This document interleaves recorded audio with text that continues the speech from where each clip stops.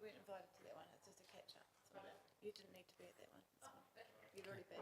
It was just for the people that hadn't done it. Thank you. And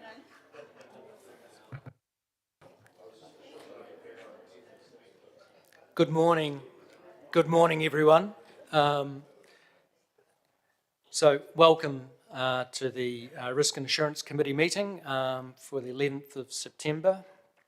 I think I'd like to now call on Katie Zebulin, Councillor Zebulin, to welcome us with a karakia.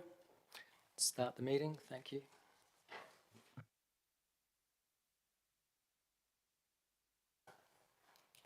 Thank you. Morena tātou me enoi. Whakataka te hau ki te ure, whakataka te hau ki te tonga. Kia mākina kina ki uta, kia mā taratara ki tai.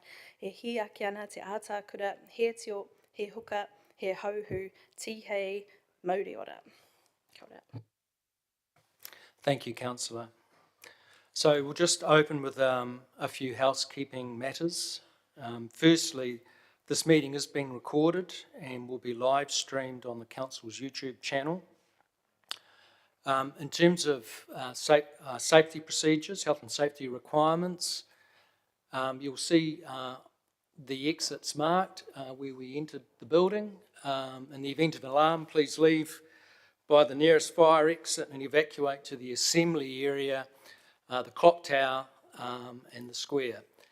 Health and safety issues, you'll note smoking and vaping prohibited within any council public entrance building or site. There is a defibrillator located outside the entrance to customer services, and please report any near miss or incidents to our committee administrator. I'd like to ask all online participants to keep their cameras turned on and their microphones muted unless you're addressing the meeting.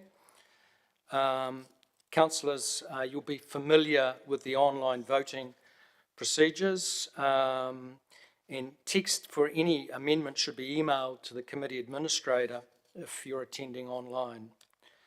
I'd like the officers presenting reports to give their names and roles before speaking. Today we have Councillor Finlay online. Also online we have our CE Wade Crockett and General Manager Customer Community Danielle Whakatahi. So with those housekeeping formalities complete, we have no apologies from committee members today. I don't think there are any notification of additional items for the agenda. Don't believe we have any declarations of interest on any of the items on the agenda today, and no public comment. So if we go to item 6 on the agenda, which is confirmation of minutes, which we have 2 sets of minutes to approve today, which I'll move collectively and seek a seconder. Councillor Naylor, thank you, and open that up for comment if there's any comment. And there is no comment, so we'll put those to the vote.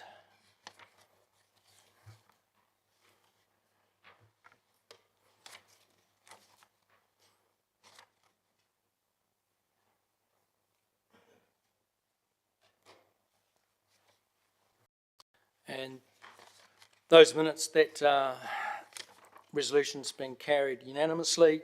So we'll now move on to our reports, and the first report, item 7 on our agenda, is the health and safety report. So I'd welcome Selwyn to the table to deal with that report. Thank you, Selwyn.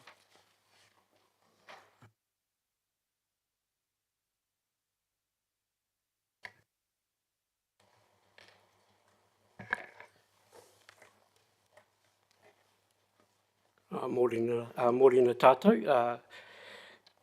e te kingitanga tūheitia moira, e te wi o rangitāne, tēnā koe, e te rangatira, chair, deputy chair, tēnā kōrua, councillors, staff members, tēnā koutou katoa.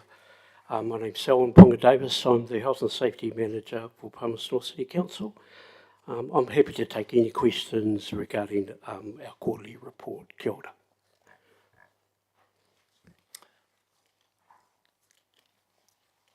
Councillor Hancock. Thank you, Mr. Chair, and thanks, Selwyn.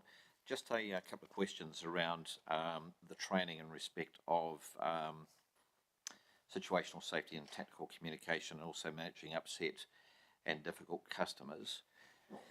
Can you just, I note in the report that there was no training offerings for both of those trainings in quarter 3, quarter 4. Can you just give us some understanding of what the plan is going forward to mitigate risks to our staff? Kia ora, through the chair, thanks for the question, Councillor. So we've developed our own training package. We're actually delivering another one today. So we've got back-to-back training for our staff. What was important, although we had external providers, it wasn't quite outlining what we wanted our staff to understand around trespass, around them being empowered to make certain decisions. So we've got a specific program that we run internally. So like I said, we've got one this afternoon. For our most exposed staff who've been experiencing really poor behaviour, the parking officers, we have 6-month refresher programs for them now, and have regular catch-ups with them. I recently did an audit with our parking team to understand more what was happening in their space, and developed our training package around their needs. Yeah, great, thank you. So just in terms of future reporting, that in-house training is actually going to be included in the appendices? It will be. So, so what is the name of that? Situational awareness training, de-escalation. Yeah. Okay. And is that like an advanced offering over and above what we have previously provided? It's more specific to council. What we've had is external contractors, which haven't quite hit the mark in terms of what we want to offer our staff. Kia ora, Selwyn. Mr. Chair, thank you. Thank you, Councillor. Councillor Johnson. Oh, sorry, Councillor Harpeter. My apologies. Thank you, Mr. Chair. Just 2 questions, Selwyn. Thanks for the report. One was about the review of the reporting systems used by other councils. Just wanted to ask why we were doing that. It just because we are working with MWLS. MWLS at their last meeting or catch-up spoke about themselves reviewing the current system. Some are still using PeopleSafe.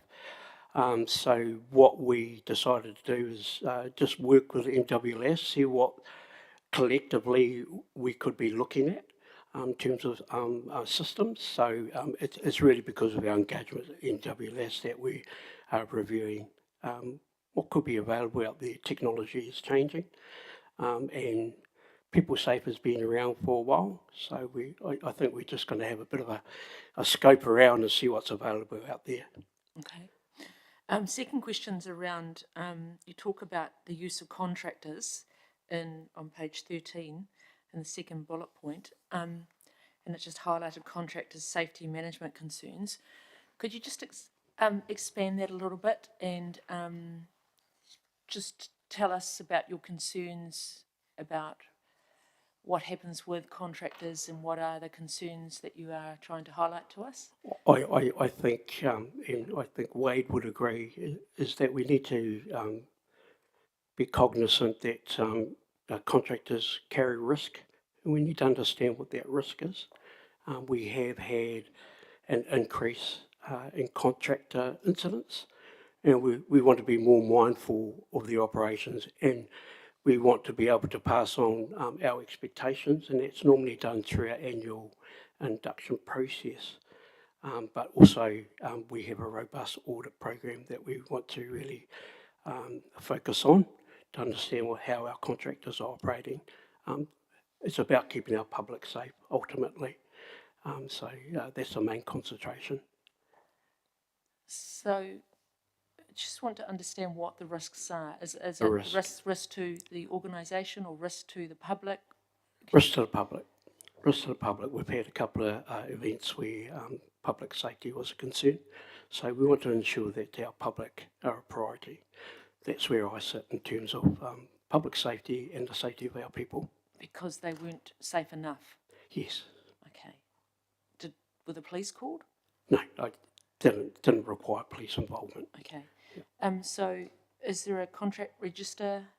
Yes, we have site-wise a register, and also infrastructure hold a register of contractors as well. And what's our public liability over this? Oh, I'm unsure. I can come back to you on that one. That'll be great. Thanks, Mr. Chair.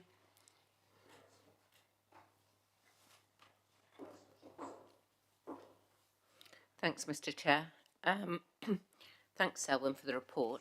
Under 2.2, you mention process not being followed in the MRF. Sorry, can you hear all right? Yep. Yeah. You mentioned the processes not being followed in the MRF and a need for system refresh training. It just raised the question in my mind about if processes are not followed, is that always because people don't understand or aren't aware of the process? Or is it sometimes people perhaps trying to take a shortcut or do something a bit quicker? And if that's the case, what other action is taken to make sure that people are following the correct process?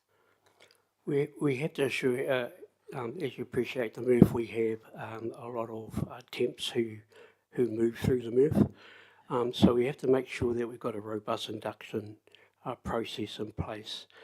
We have found there's some opportunities to improve in that space.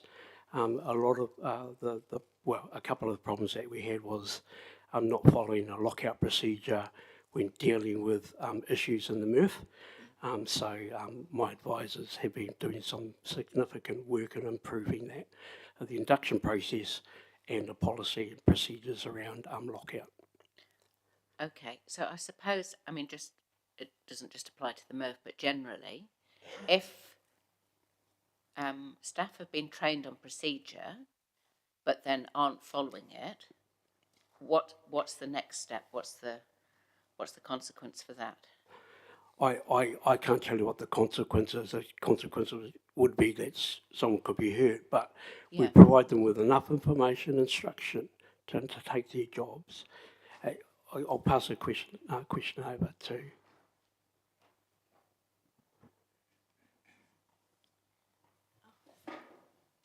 Kathy Deaver-Todd, Acting General Manager, Infrastructure. In those cases, we make sure that a person is trained. If a person is trained and they've gone through the procedure, then we make sure that they understand the procedure. If they then don't follow the procedure, it becomes a disciplinary process. Okay, so there's a separate process that we don't just keep retraining people, I suppose, is what I'm saying, because it seems that might be a risk of injury not through not knowing, but through not doing. What we want to wrap around is an appropriate investigation. In a lot of cases, we might use a 5 whys to understand what's happened and then put forward some recommendations to those managers around some corrective actions. And if it's about a person's failure to do a particular job, we leave that in the manager's space.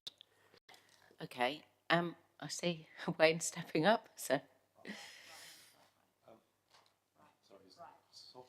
No, it's not on.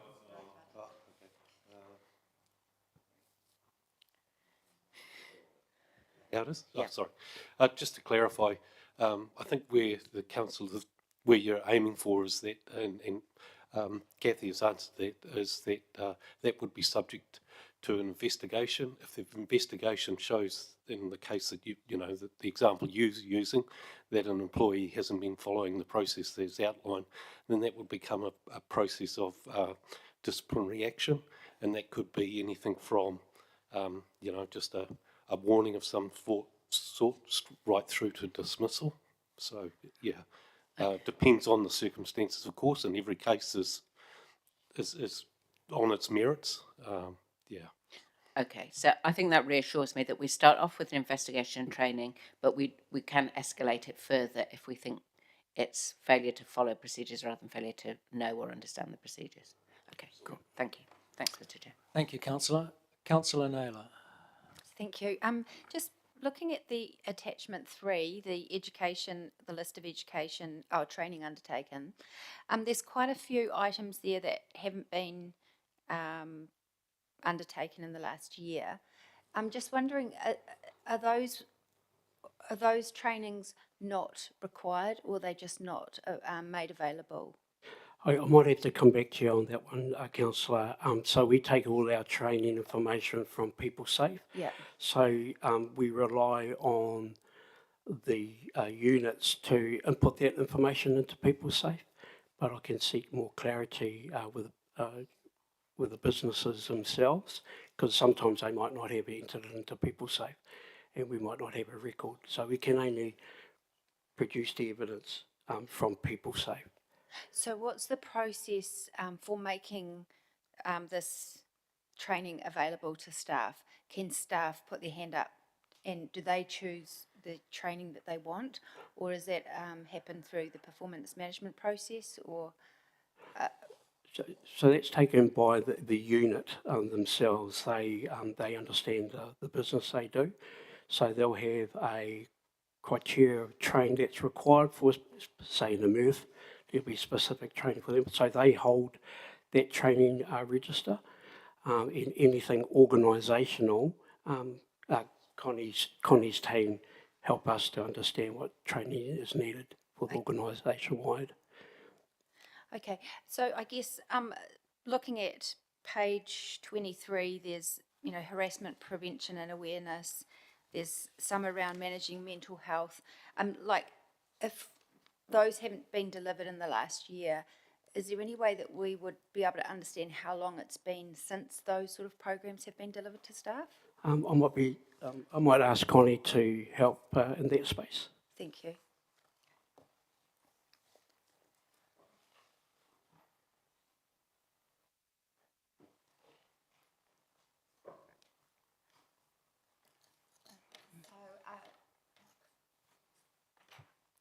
Hi, I'm Connie Ruiz from I'm the Employee Experience Manager.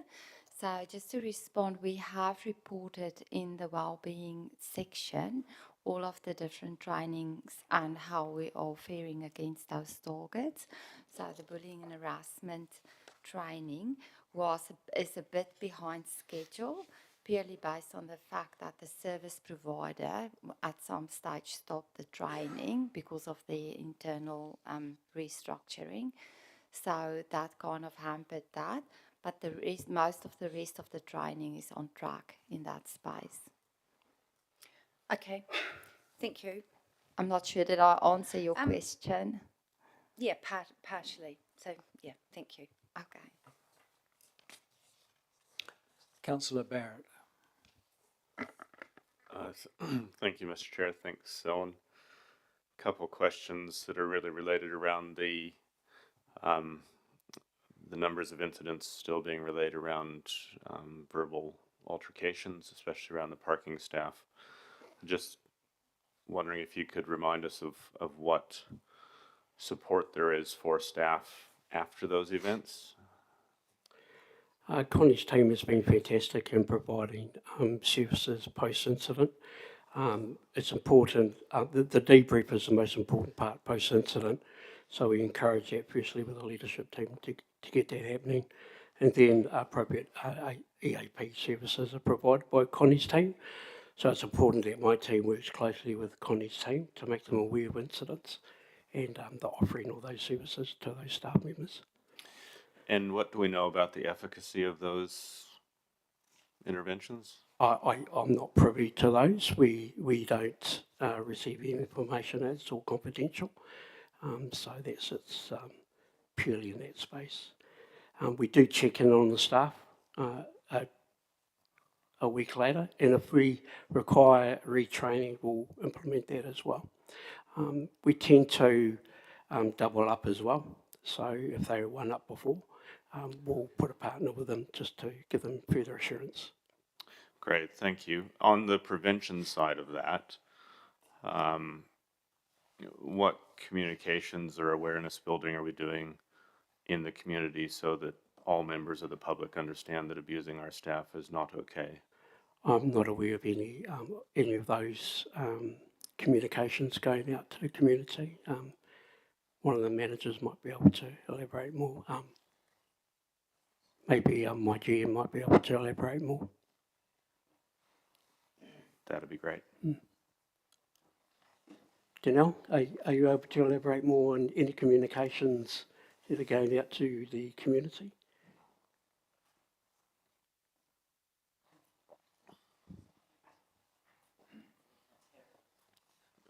Sorry, we can't hear you, Danelle. I think you're on mute.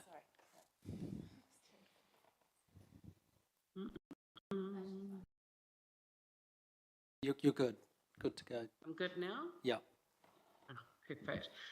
Kia ora koutou, Danelle Whakatahi, acting GM People and Capability. So we're working at the moment in the customer group with our comms team around a customer charter and a customer strategy, and that's going to include some of that education piece. Great, thanks. When might that be rolling out? I can't give you a firm date on that, but we're pretty close to getting it to SLT to have a good look at. Great. Do we have any targets or goals around decreasing frequency of these types of incidents, or are we more in a position of accepting that it's part of the life we're in? Yeah, it is really tricky. I don't think it's an area that we can set targets on. It's more about the targets that we can set for our people in terms of making sure that they're really prepared in those situations. As you're aware, we really just don't have control of how our public might react to some of our staff or situations at times. Thanks. Yeah, I understand the point around not having control. I guess what I'm asking about is influence and what we're trying to do to influence. I think the education part will absolutely be key to that. We've been talking about doing a little campaign around some of our staff and the roles that they undertake so they can be seen as just everyday people like everybody else. So we've got some ideas around that, but it's the education piece that will help in that space. Great. Thank you for those answers, Mr. Chair. Thank you, Councillor. And thank you, Selwyn, for your report. I had just a couple of questions. If we could go back to the materials recovery facility and the near misses that you've outlined in this report around not following process, would you describe those near misses as having a high potential for harming the staff member or contractor member? It sits within our critical risk profile working around plants. So it is one of our top critical risks that we're constantly wanting to improve on. So when incidents like this, it takes top priority, get my team in. And we work with them also to understand, is it an individual problem or is it a culture problem? So it's important to wrap the appropriate mitigation around that. Not just say because you're a temp that we failed in training. We need to understand what has led to some of the incidents at the MRF. Okay, so entering that plant whilst it's still operating is a material risk to the well-being of the employee. Oh, absolutely. If it's not, if the lockout procedure is not followed, that has potential of severe consequences. Okay, and then so I note for June we've had 20 near misses. Of those 20 near misses, what proportion would you describe as being near misses with high potential for harming a staff member? If I could come back to you, I'll have to have a look at those figures and I'll come back to you, Mr. Chair. Okay, so thanks, Selwyn. So in the event that you have something like the event at the materials recovery facility where a contractor or an employee has put themselves at risk, how quickly does the executive leadership team get onto that issue? Do they get onto it? Do they debate it? Do they look to engineer risk? How quickly does our organisation respond, and who in the organisation is leading that response? Incident that you might be talking about would be a notifiable incident that would go to the regulator. No, any incident, any any incident. high potential incident which puts a member of our team at risk. Okay, so we have the preliminary notification process, which is a snapshot report which is sent straight to my general manager and sent to senior leadership. In those instances, we wrap an immediate five-wise investigation, if not ICAM investigation, around the incident, depending on the severity of harm, and we just conduct the appropriate investigations for that. Actions are taken quite quickly with the teams involved, but we want to empower them also around the decision-making around the corrective actions as well. Okay. Thank you, Selwyn. Selwyn, I've noted, and you mentioned that we're sharing information, I think, with other councils. Can you just describe for me how we share information on high potential for harm near misses, or are we sharing information across the local government sector and trying to learn and develop and improve processes? What we do share is our safety alerts and safety bulletins with tier one companies and other councils that might be working with us, but it is a goal for us to work closely as part of our involvement with the NWLS to work more collaboratively with other councils who might be experiencing the same sort of challenges. Would be in our best interest to just work together. And do you get the sense that there's an openness and a willingness across your peer group in the sector to work together, share and try and improve the risk profile across the sector? Oh, absolutely. We're currently working with Manawatu District Council on supporting them as well around some of the training that we do, and we're offering some of the training to them as well. Okay, thank you.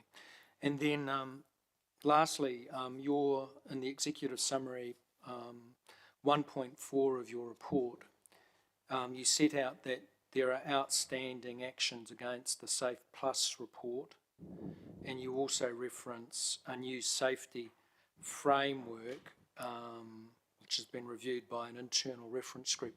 Can you just provide a little bit more colour around what actions are outstanding, how long they've been outstanding, and what's the implication of that new safety framework, and why would that delay resolving outstanding issues in relation to safety?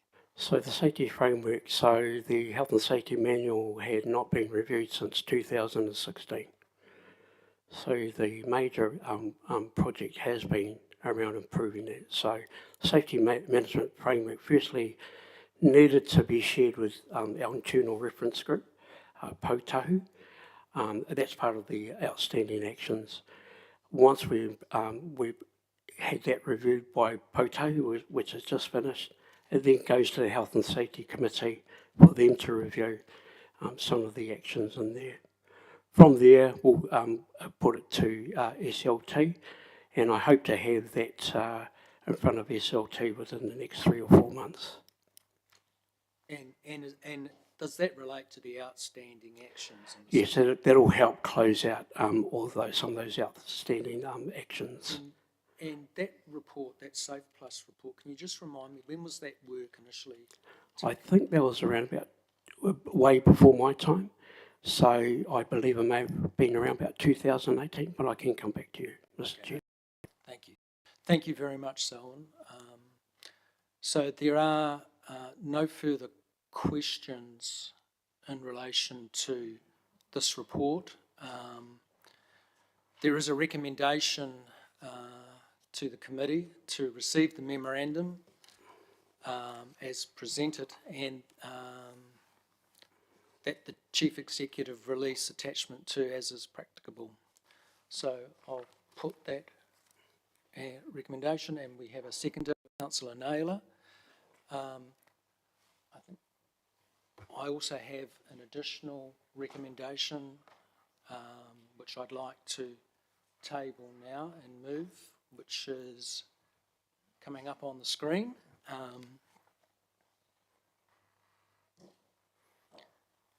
That the Chief Executive appoint an external consultant to undertake an independent health and safety audit in 2024, agreeing the scope and time frame in consultation with the Chair and Deputy Chair of the Risk and Assurance Committee. And I've moved that, and Councillor Naylor has seconded that recommendation. So,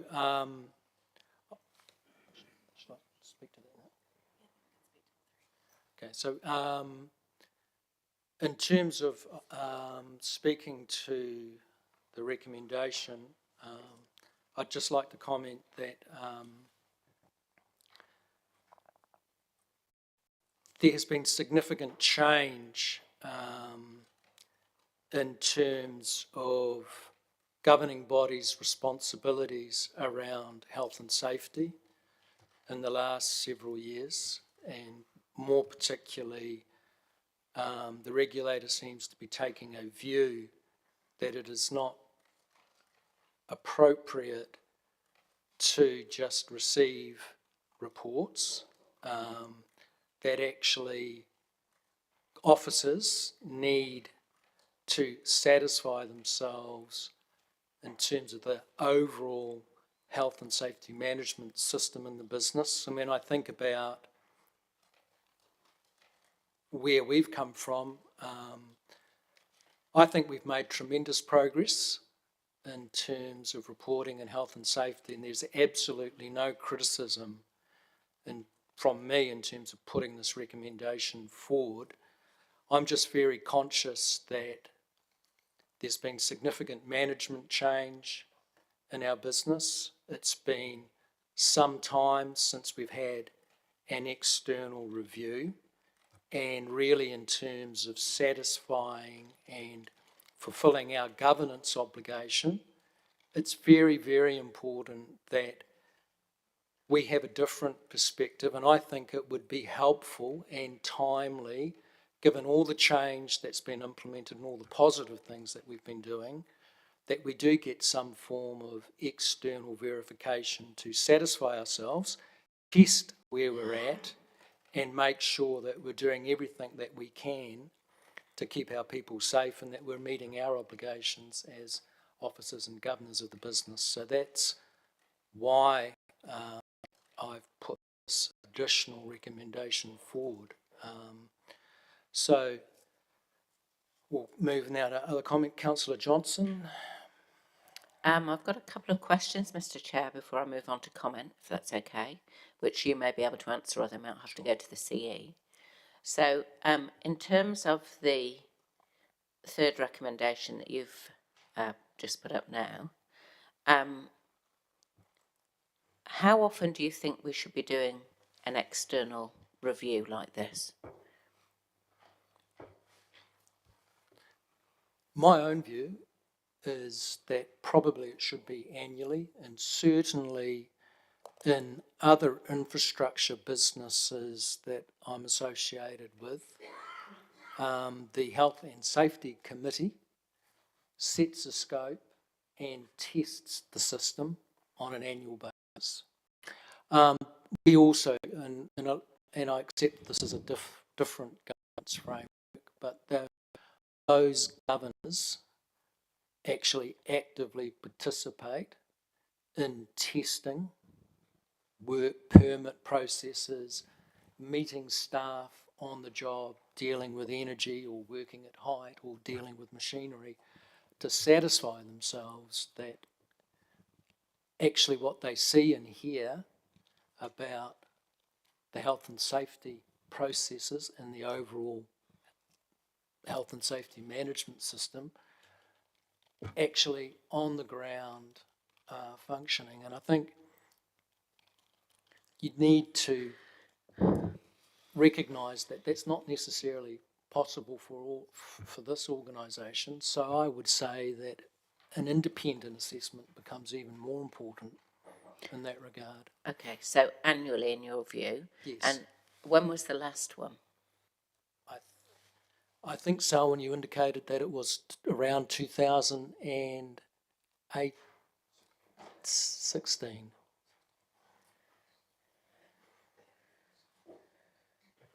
Yes, the last external review was done in 2018. However, the last 2 years, we've achieved TICA accreditation and CIS accreditation, another form of reviewing our systems.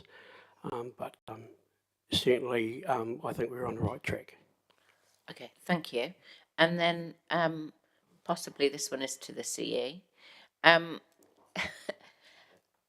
What is the cost of this, and will it be able to be covered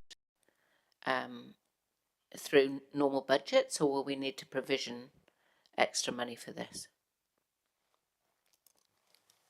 Yes, through the chair, can you hear me okay there? Yes, go ahead.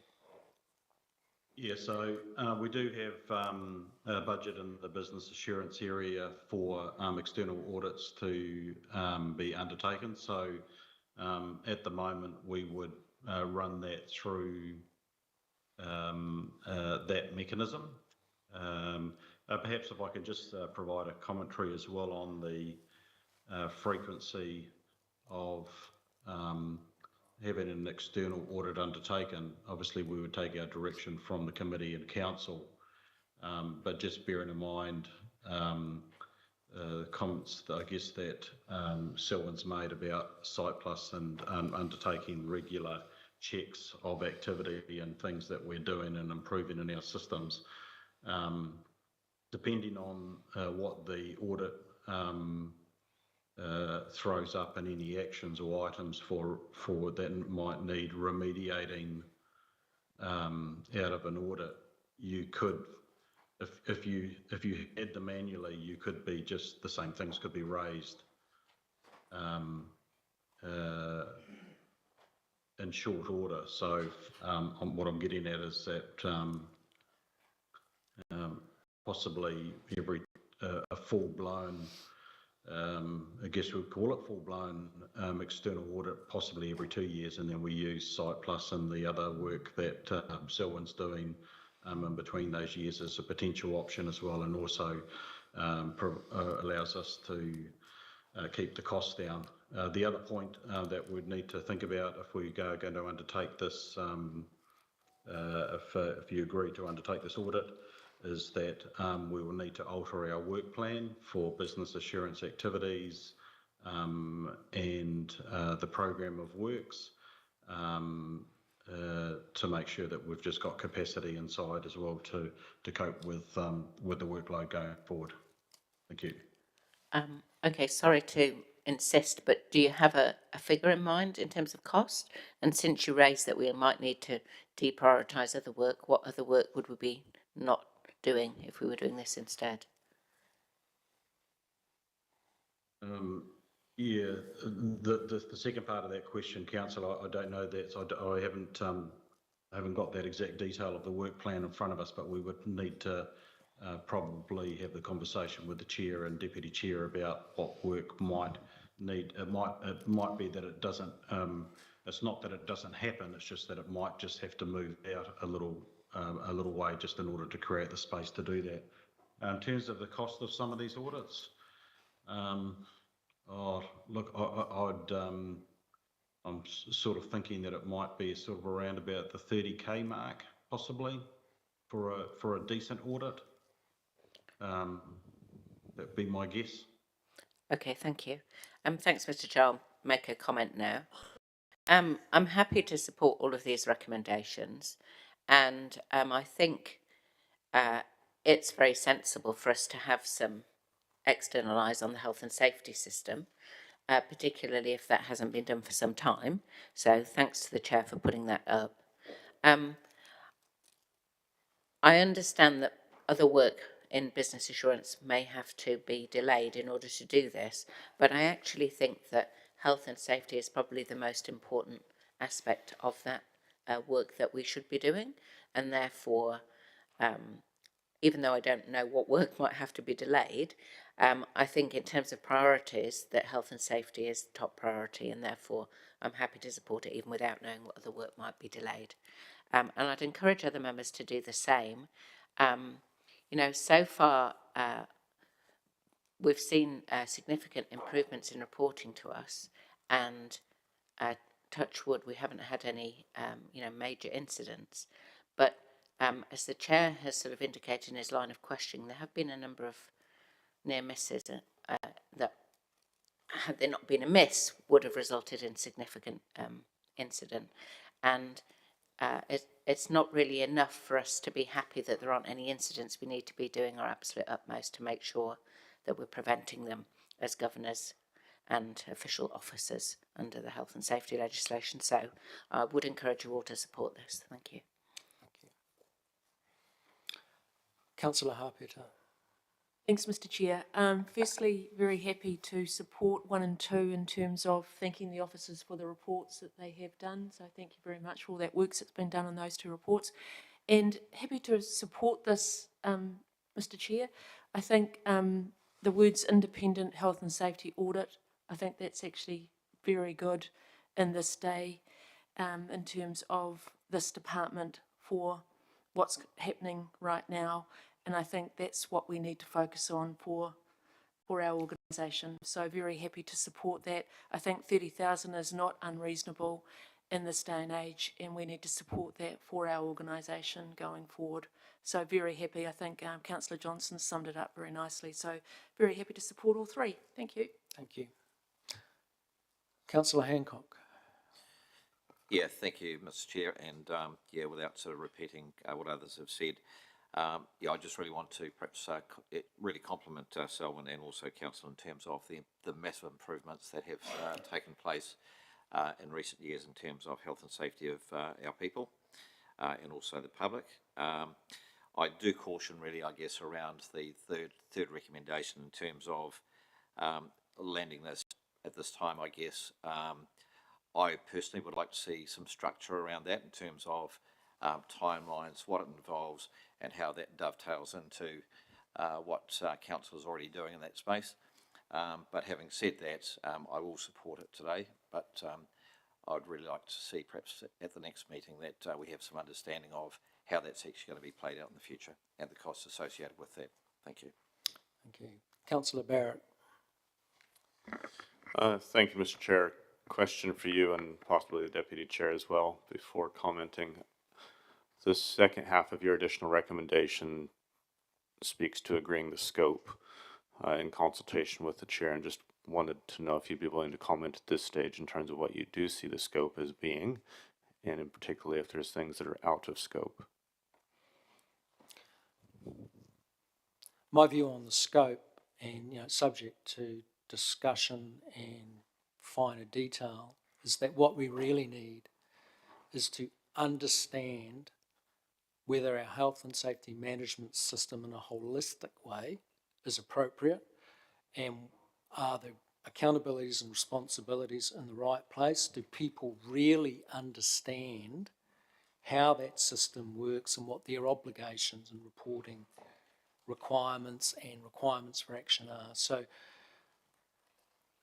we can frame that up, but what I'm looking for is making sure that the system that we've got in place is fit for purpose and doing what we intend it to do.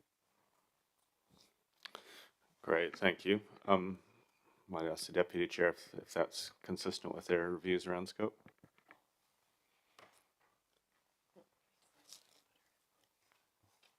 Yeah, thanks. I'm happy to speak further. I was about to speak further to this also. In terms of scope, I think my interest in supporting this is actually around us as governors having a really good understanding of what our responsibilities are under the health and safety legislation, and whether that requires any different framework or change in the way that we ensure that. So as Stephen has already outlined, at the moment we base our information on reports only. It may, I'm interested to understand what recommendations come back and whether that's extended to any sort of observation of anything, in other entities. The requirement for governors is more than just looking at a report sometimes, and I'm interested in our business as to whether that is appropriate going forward or whether that needs to be extended in any way. Thank you. Great, thank you. Just brief comment then. I'm happy to support the additional recommendation as well, and thank you, Mr. Chair, for bringing that to us. In terms of the report overall, again, continue to be impressed with the good work from our health and safety team overall, but what I do find most concerning in there is the continued ongoing verbal abuse and physical threats to our staff, particularly out in the parking enforcement space, and that is entirely unacceptable. And I think we need to be doing everything in our power as an organization to lean into what we can do to influence on the preventative side and understand we don't have control, but where it's possible to influence, I'd be very keen that we as an organization do as much of that as possible. Culture is ultimately what society is willing to tolerate, and we need to be really clear about what is and isn't acceptable in this space with members of our community, so that we can decrease the frequency of our staff needing to face this sort of unacceptable behavior here in our city. Thank you. Okay. Thank you. Councillor Naylor, did you? Just to speak further to this report, thank you to the officers. It's a really good and helpful report in terms of where things are at. And just thanks to the Chair for the third recommendation, which I do support. And as I started to outline in my answer to Councillor Barrett's question, Councillor Dennison and Finlay will recall us going through a process quite a few years ago through DHB. Government gained an understanding, perhaps a different understanding under the health and safety legislation of what that meant, what the responsibilities meant. And whilst there was some pushback from management at the time to what was quite a different model, what was introduced there were health and safety walkarounds that were scheduled and managed and actually brought significant value to governance level of understanding of health and safety in that arena. Now, I'm not trying to preempt what the recommendations or outcomes would be of this external review, but my understanding that it often does go beyond just reading a report, leads me to support us looking at this in a fresh way to ensure that what our framework is for council is thorough and appropriate. So I'm supportive of this. I agree with Councillor Johnson's comment that whilst we are unsure of what might drop off to prioritise this, health and safety is one of the most important things for our employees. So I'm really happy for this to be prioritised at this time. Thank you, Councillor. So I think that leads us now to, we have the recommendations moved and seconded. We can put those to the vote.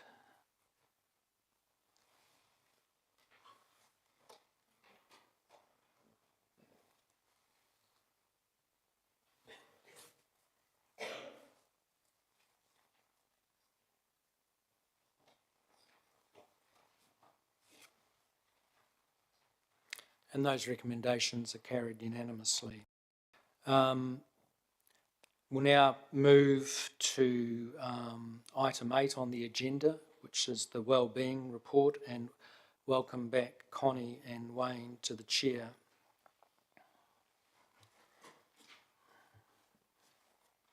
We're in your hands. Thank you, Mr. Chair. Tēnā koutou. Thanks for the opportunity to talk about well-being in our council. So this report has been amended in terms of how we report about exit survey questions. So I hope that it's an improvement and sheds more light on the subject. We also did some investigations about what the uptake of unmined means, which was also a question at the last meeting. So hopefully we are moving forward. We will continuously try and improve the data so that that we can be more clear on exactly what the activities are that we engage in from a wellbeing perspective. Happy to answer any questions about the content. Thank you. Thank you, Connie. Councillor Johnson. Thanks, Mr. Chair. Thanks, Connie. I'll just get you to move your microphone a bit closer because I'm struggling to hear you over in this corner. On page 32 and page 33, there are tables about turnover, and at the top it says employee initiated.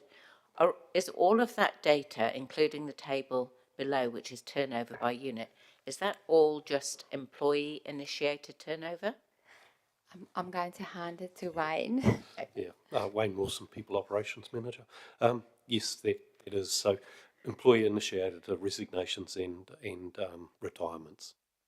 Okay, so why are we not getting a report on the full turnover, which would include, I guess, restructures and things like that? That's, I suppose when these reports are done, that it's normally the employee initiated ones that people are interested in, because those are the ones that, you know, that have an impact. So that's when the employee has made the decision rather than when it's something outside of their control. But I can add that if you would like, we could give information on that. Well, I would like, and I suppose the question I would have is, if there was significant turnover that wasn't employee initiated, wouldn't that have an impact on the business? To a much smaller extent, there's not. It's not the non-employee initiatives isn't a large number. Yeah. Okay. Well, if that could be included in future, that would be helpful, because. Okay, I'm steering into comments, so I better be careful here. I'll get told off. I will leave the rest for comment. Thank you. Thank you. Thank you, Councillor. Councillor Wood. Thank you, Mr. Chair. Thank you, Connie and Wayne. Just one question on the offboarding survey results on page 31. I can understand why someone might leave for a career development opportunity or for work-life balance, for example, but there's two here. One is social responsibility and one is environmental sustainability. What do you mean that people have left for those reasons? Is it because they don't feel we're meeting their personal requirements in that area, or what is it referring to? Yes, I would need to go back to, so I just analysed the verbal comments on the top 3 ones, so I would possibly need to go back to actually see if there was any verbal comments to explain that, but it is more about, it's a bit of a value-based thing, and it is how our employee may perceive the organisation actually responding to its social responsibility to the community. So someone obviously, there would have been one response chosen there for this particular quarter, and I'm not sure if there's a explanation for that. I can look into it. That's right, thank you. They just seem to be a bit out of place in the rest of the chart. Yes, so yes. Thank you, Mr. Chair.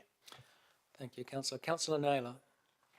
Thank you. My question's on the same chart. The 4th and 5th lines, one is co-workers / team members and one is senior leaders / executive. I'm just not understanding what that's actually suggesting. Is that suggesting that someone's left because they're not happy with their colleagues, or? Yes, correct. So what I also can say is that we had a spike in those that was not seen across the rest of the year or the rest of the data. So you will see that it is this quarter. It was the quarter that actually the realignment took place in. So we did have a spike in the relationship space, and that involves team or colleagues, it involves senior leaders, and it involves managers. So there's a spike on all of those relationship driven reasons. So it is not normally under the top ones. So I suspect, well, one of the hypotheses is that it could be the pressure of the change processes that actually reflect in relationships, but that's just an hypothesis. So if you added those two together, because the senior leaders executive one is obviously new with no green bar. Correct. If you added those two blue bars, that would come out as the second most significant. So are you talking about the senior leaders bar plus the co-worker or team worker? Yeah. Yes, it would be more significant, but it is quite different reasons for leaving. So, but yes, it's definitely relationship driven. So if you look at it, we will see if it stabilizes or go back or not. That time will tell us that. So we will keep an eye on that, because what we can see from this quarter's results is that relationships definitely was more at play when people decided to leave than in previous data. Has there been any work going back to see whether this has happened previously when there's been a restructure? We would not have that data because we only started collecting this data in November 2022. So I haven't lived through another restructure, so we won't have that data, unfortunately. Okay, thank you. Thank you, Councillor. Councillor Harpeter. Thanks, Mr. Chair. Hi, Connie and Wayne. Hi. Just wanted to look at lost days. June, I'm on page 34, June 24, we're just about double June 23. It talks about it being non-work related. Is it a high flu season, or is there a reason why it's just about double June last year? Yeah, as sort of talked before about this data here covers all of the ACC injuries that have occurred, and obviously a number of those are not work related. So we've dealt with, when it was so high, I had a quick look, went into it to have a look to see what the work related data was, and the non-work was high, but it normally does cover a high percentage of, a reasonably high percentage of the injuries. So what we're going to do in the future is continue reporting both, so that you'll be able to see that. But the non-work injuries were people who are having high number of days off for a single incident, which sometimes is related to reconstructive surgery and things like that, like knee replacements and things like those sorts of things. So the non-work injuries were quite long periods of time, and that made up a big proportion. But as we go forward, we'll be able to look at that data a bit closer and be able to give you more information on that. But yeah, it is, as you say, a really high increase for that quarter, but it was those non-work ones that made up a big proportion. So if we could get more explanation rather than just a sentence, would that be, do we need a recommendation for that? No. We'll just have more information? Yep, we've got that. That would be great, Mr. Chair. Thank you, Councillor. We have no further questions, so thank you, Connie and Wayne. We have a recommendation that the committee receive the memorandum fourth quarter as presented to the Risk and Assurance Committee on the 11th September. I'm happy to move, and Councillor Naylor will second that, and we'll throw it open for comment. Councillor Johnson. Thanks, Mr. Chair. Just a brief comment to say it's pleasing to see that the employee-initiated turnover has been coming down over the last couple of years, and we're sort of back now to where it was in 2019-20. But employee turnover of any sort, whether it be employee-initiated or as a result of a restructure, is disruptive to the business. And I think it would be important for us to know what the overall turnover is, including I guess, business initiated turnover. Because if people are not staying long in their positions, if positions are changing, and if positions are changed frequently, you know, I've certainly noticed that you lose some kind of institutional knowledge, and particularly when there's big turnover in one department, yeah, it can be difficult for information to be carried through, and for continuity, and just for understanding of a council's business, I suppose. So I think that that is an important piece of information that should be included in the report, so that we can have an idea not only of employee-initiated turnover, but of turnover overall, because I do think that turnover, if it's too high, irrespective of the cause, can have a negative effect on the business of council. Thanks. Thank you, Councillor. Councillor Hapeta. Thanks, Mr. Chair. Just going on from my questions around lost days, I just think seeing the lost day report double from June from 1 year to the next sort of shows how an organisation is looking, and it doesn't look very healthy at the moment. It's showing the health of an organisation looking pretty sick. So we just need a bit more transparency about why it's looking so unhealthy. So it just need a bit more data around those records, so that we can see if people are out on ACC or long-term illnesses, why they're out on those, so that we can just have a bit more transparency around that, so that we've got a bit more of an idea of what that is about. Being double what it was last June is an indicator for us, so we need to know what that's about. Gives us a tracker. Thank you. Thank you, Councillor. The queue is empty, so I think we can now put this recommendation to the vote.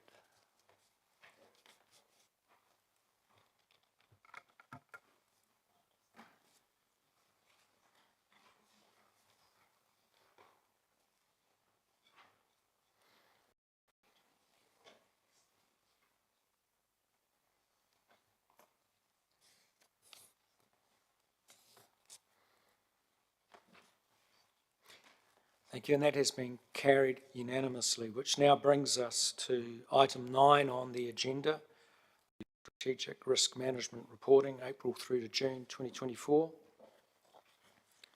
And I welcome Stephen Minton to the table with Desiree Vickers, and we're in your hands. I'll just remind councillors that we will do this in 2 parts. We will break for the confidential meeting to deal with the third attachment 2, the IT attachment. We're in your hands. Go ahead. Kia ora koutou, Mr. Chair, thank you. Councillors, I thought it would be useful to introduce myself in my new role, which is Manager Legal Risk and Assurance, as well as Legal Counsel, so possibly a bit more of a feature in this committee going forward. Stephen is very much the subject matter expert in this space, so I'll hand it over to him to introduce this report. Thank you. Right hand side. Yeah. Good morning, Stephen Minton, Risk Management Advisor. We're presenting a paper today with our strategic risks. We have 11 strategic risks which was agreed by this committee. This is the next lot of 4 risks that we have assessed within the council with the general managers and SLT, and they're presented here for your information and edification today. So I'll take any questions on them. Thank you.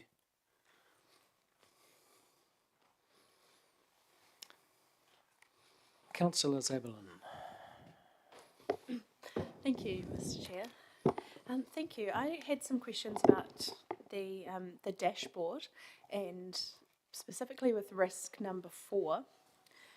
And I'm just noticing that it's quite differently worded to the other risks, which include a more active, failure to or loss of, or in non-compliance or something. And with risk number 4, we've just got climate change and adaptation. I'm just wondering, is there an intentional choice behind having different wording for that? I guess I'd say no. I'd probably refer you to the risk description and the strategic risk itself. That the headings or risk names is really just for reference. It doesn't infer or imply anything untoward or other ways of dealing with it.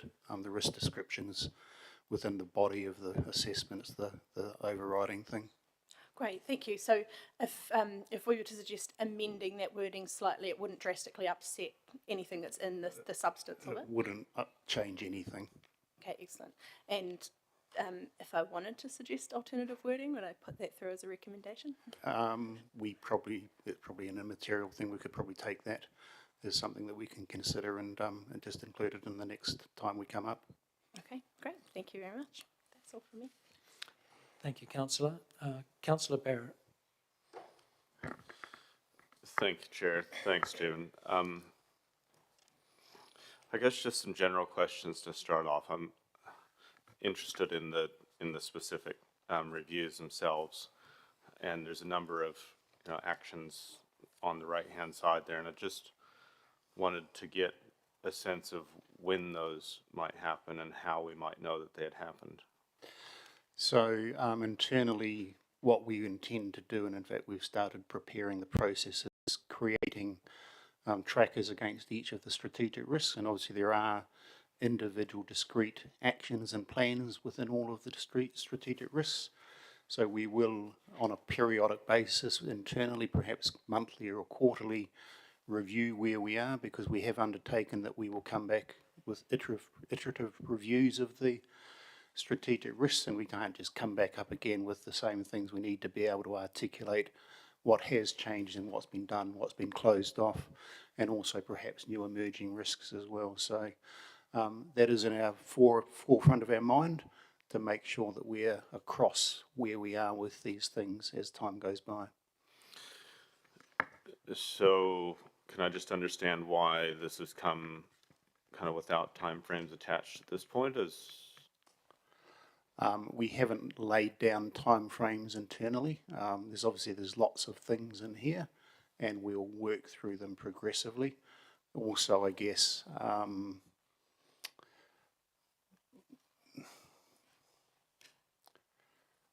like I said, we haven't laid down the timeframes per se. We do have work documents in the background as well that we work to, that we do some timeframes that we have laid down in some cases, and you'll see other papers unrelated to the strategic risk that would have timeframes as well, for example.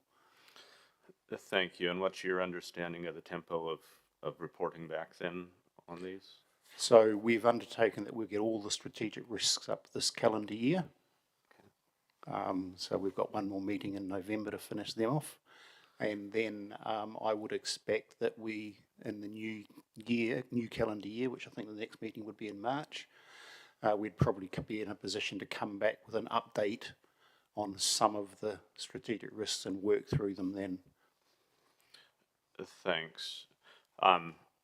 Just casting my eye through some of the examples of actions that are there, my non-expert eye seems to think there might be some resource implications of some of those actions. So just could you take us through, if there are resource implications for actions, kind of how is that being dealt with internally? So obviously the general managers own these risks and also own the budget. So if there's a resource requirement that has budgetary implications, they manage that within their budgets or through the budgeting and planning and LTP process. So in terms of you're delivering this work in calendar year 24, would we have an expectation that any substantial resourcing requirements would get signaled forward into annual budget, in the next annual budget cycle? There would be a number of items within the action plans that are probably already covered off within the resource requirements. Some of them are sort of multi-year, some of the controls and plans and that, and they're covered off within the budgetary process. If there was a significant new item that would be required, then obviously that would need to go through whatever process for resource allocation is necessary. Great, thanks. That's at least a start on my questions. I might duck out and see where we get to with others. Thank you, Councillor. Councillor Johnson. Thanks, Mr. Chair. Thank you for the report. So looking at your table on page 39, we've got at the moment of the risks that have been rated, we've got 3 that where the residual risk is not yet meeting the target risk. Is that a fair interpretation? I'd say 2 are not meeting. Oh, sorry, 3, yes, sorry. Yeah, so 3, 4 and 6? Correct. Yeah. So given that you've got action plans for all of the risks that you've rated so far, would we be fair to assume that you are prioritising those risks where residual risk is at the target risk actions, or are all risks equal in terms of your action plan? Well, some may be more equal than others, of course, but the general managers of the owners of those risks would, as part of their work program, be prioritising them. As a general rule of thumb, from a risk perspective, we will get back to those that are the higher risk first. So there'll be more and more frequent reviews of the higher risk ones to see where we are. But obviously the risk owners, being the general managers, will, I would, not wanting to put words into their mouth, but would be prioritising those particular strategic risks. Okay.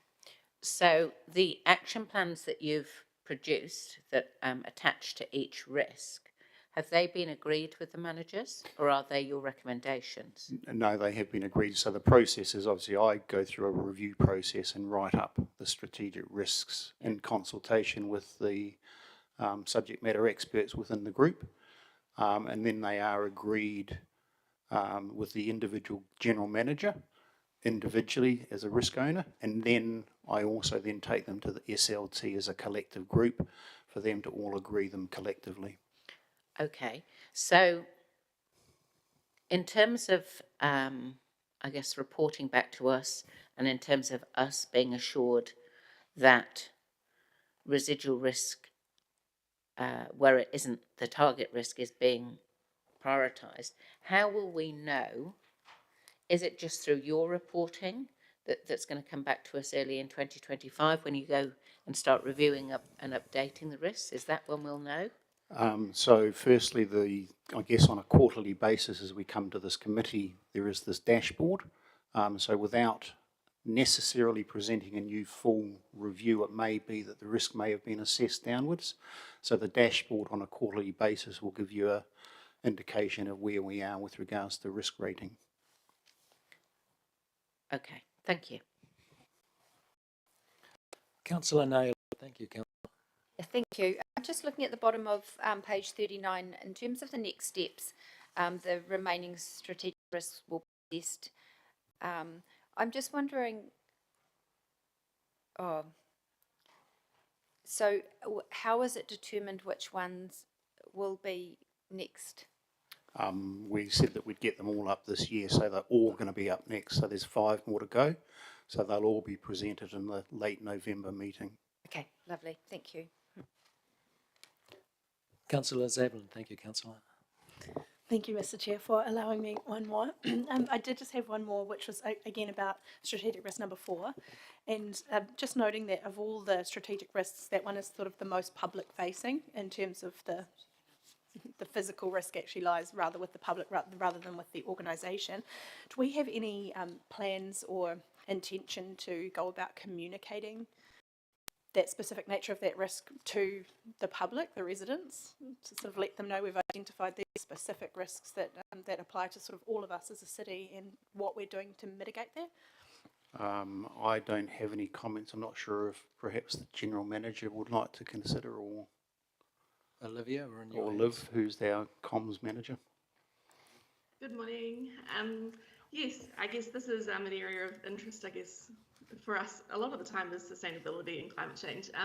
I guess we talk about this in our big key kind of anchor reports, so like our LTP, our sustainability review, things like the annual plan, the annual report. We also look at how we talk about it on a project by project basis.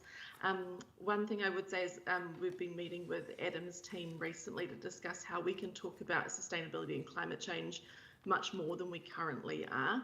And I guess the key kind of first cab off the rank that we're working on with the water and civil defence teams is a big piece on stormwater. And I guess the last couple of weeks have been a really good reminder that there's some, sometimes our stormwater system is working really well and sometimes people don't realise that that's what it's working like. So there's a lot of work, especially in the stormwater space, so that I think will probably be our first priority area. Right. Thanks, Liv. And so that work's in progress at the moment. Do we have, or do we think that the specific risks that have been identified in this assessment could feed into that and to give some more tangible, I guess, more tangible face to the the huge climate change issue and be specifically in Palmerston North? Can this inform that work that's ongoing? Yeah, definitely. I think these are, as you said, they're risks for the public, and if people also know the risks for them, then they can be better prepared as well. So I think, for all of the risk work that Stephen does, it's how do we, for some of them, how do we communicate them externally as well as within the organisation. Great, cool. Thank you very much. That's all from me, Mr. Chair. Thank you, Councillor. Councillor Barrett. Thank you for the opportunity to come back in just to follow that up a little bit more. Through you, Mr. Chair, but perhaps to Liv again, would be interested to know kind of what the officer's thinking is around granularity of that information kind of going out. Like there's kind of, hey, citywide kind of messages, but then, kind of property level kind of information. So when we're talking about communicating to the public about risk, is it kind of at that broad citywide level, or are we getting to more granular levels? Initially, we're looking at the public-wide level, but there are other pieces of work like the stormwater strategy, the community-wide action plan. So that will also give us some indications of where we need to do that more granular level in certain areas as well. So I think initially, big public, then we'll be going down into the particular affected areas and parts of the community that we want to specifically work with.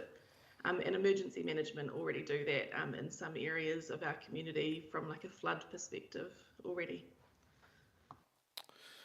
Great, thank you. Just to probe a little bit further then around especially the flood modeling stuff, there's some things in the climate related assessment that talked about the flood modeling being out of date, and I just wanted to understand how out of date is it and when can we expect it to be up to date? I'll probably ask my climate change expert sitting in the background to come and answer that. I think I know the answer, but it's probably being the subject matter expert on that one.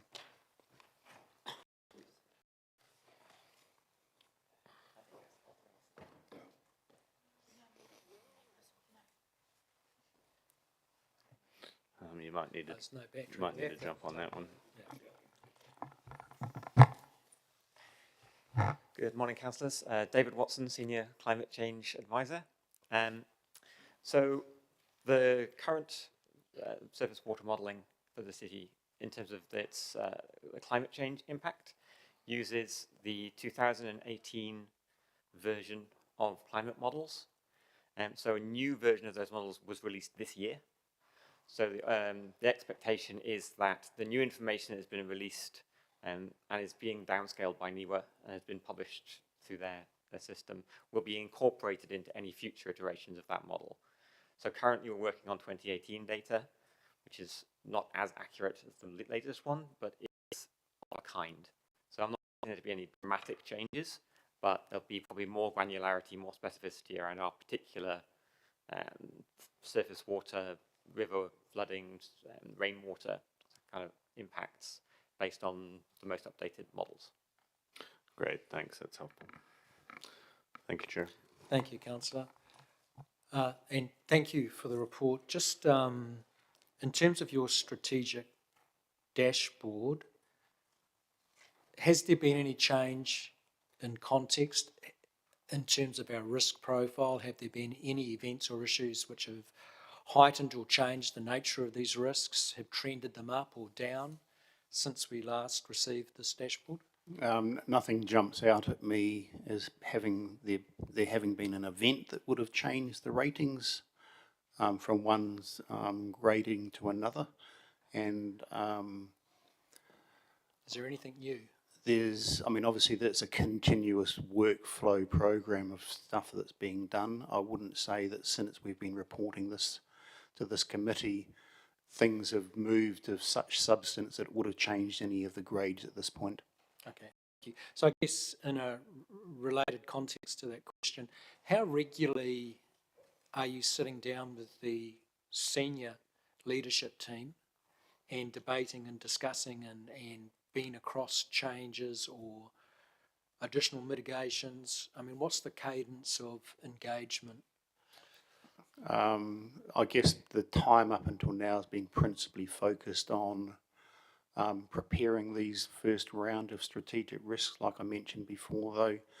Going forward, we do intend to have, I guess, regular catch-ups to see where we are with the progress on the action plans, and that would also entail reviewing any events that may have occurred that could in fact have made the risk ratings worse.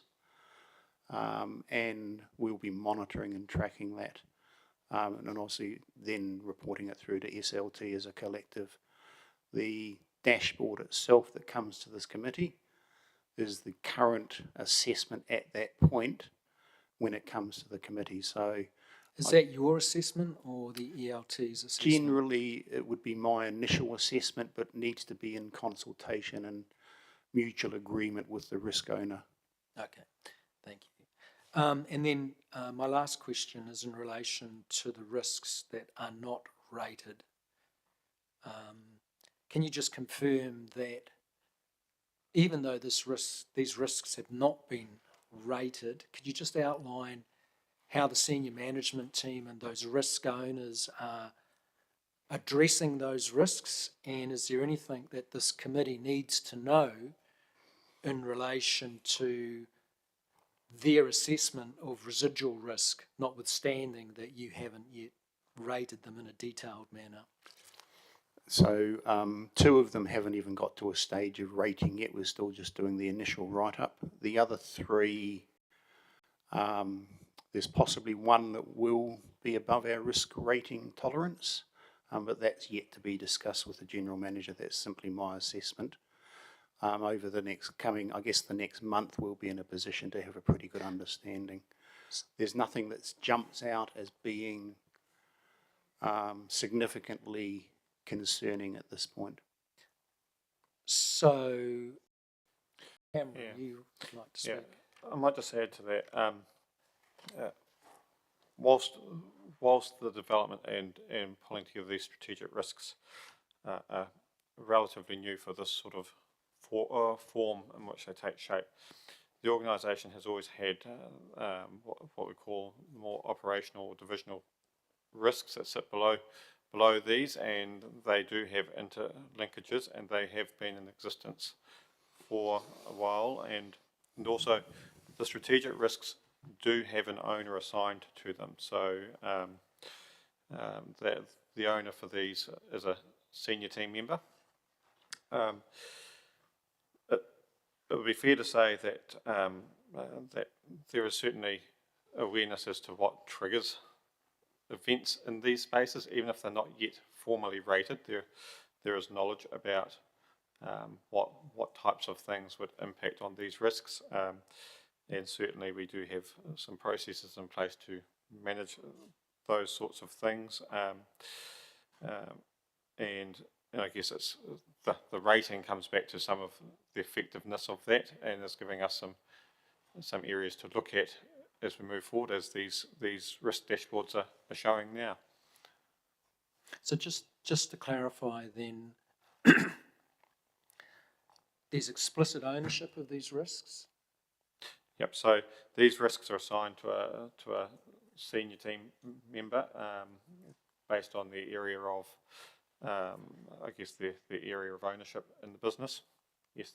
Okay. And that and the senior leadership team are regularly reviewing, debating and testing mitigations and progress and the residual risk, in their view, around these risks. All these risks. Yeah, so in terms of the residual risk at the strategic risk dashboard level, that's still being rated, but below that you do have the operational risks that have been done, which will help inform this picture. And then you also have a series of other interrelated processes like the business assurance reviews that have taken place and so forth, the Audit New Zealand reviews where there's action plans assigned through those. And so they also feature as part of what will ultimately become the residual rating. We also have this as a feature of our meetings at SLT in terms of a dashboard around risk management. So, yes. Thank you, Cameron. Councillor Harper. Sorry to come back into the queue, Mr. Chair. Just a question. Would it be helpful to have the owner on the strategic risk dashboard for each of the risks, so it's a bit more transparent? Just a question. I'm just putting it out into the... I could do, yeah. It's how much I can squeeze into one page. I know, but we could have smaller font because we've all got glasses. Yeah. Okay. It was just a question that I'd put out there. Yep, that's not a problem. I was trying not to make it a comment. What I would probably say though is that I'd be putting the role, not the person. Yep. Okay. All right. Thank you. So there are no further questions on the public part of this meeting in relation to this item. So we'll now move to deal with the attachment, which is in the confidential session. So we'll have a temporary adjournment. Oh. So we will need to move to go into part 2. My apologies. So there is a resolution on the screen. Move that. Councillor Naylor seconded. Put that to the vote.